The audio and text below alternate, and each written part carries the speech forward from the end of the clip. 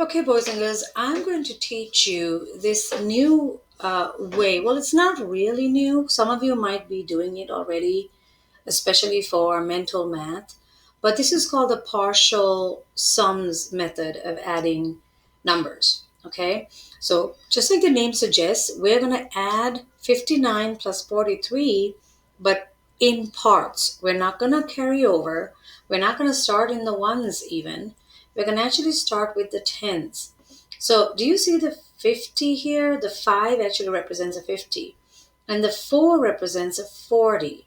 So that's what we're going to do. We're going to add the tens first, just like that, 50 plus 40. So I'm going to do it on the piece of paper here. If you want to pause this video and go grab your own piece of paper, you may. But here we go. On the dry erase board, I'm going to add 50 plus 40 first. I'm just going to add only the tens house. Okay? So that would get me a 90, wouldn't it? Good. So we're going to keep that in the back of our heads. All right. And then now we're going to add the ones house, another part of this addition problem. This is where it gets the name of partial sums. We're going to do it in parts. First we added the tens. Now we're going to add the ones. So 9 plus 3 would be 9, 10, 11, 12, right? Now we have two different parts. Two answers, but they're not the final answer yet. These are only part sums. Partial answers is all we have.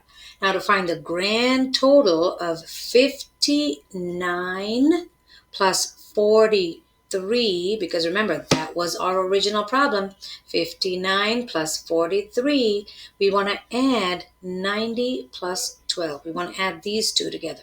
Okay, so let's add 90 plus 12. I'm going to quickly add 90 plus 12 down here, see what we get.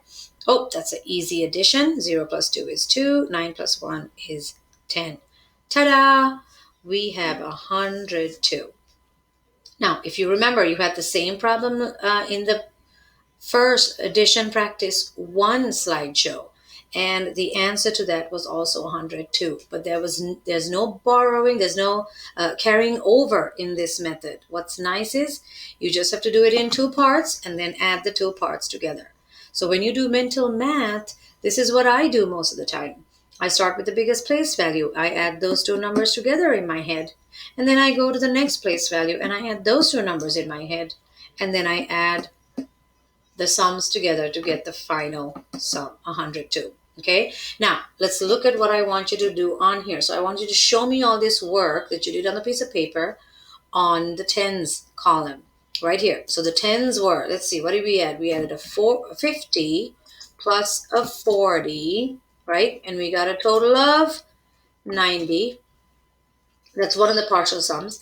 Then we added the 9 plus the 3 for the ones, and then we got a total of 12, right? See that? That's what I did right here, the 90 and the 12.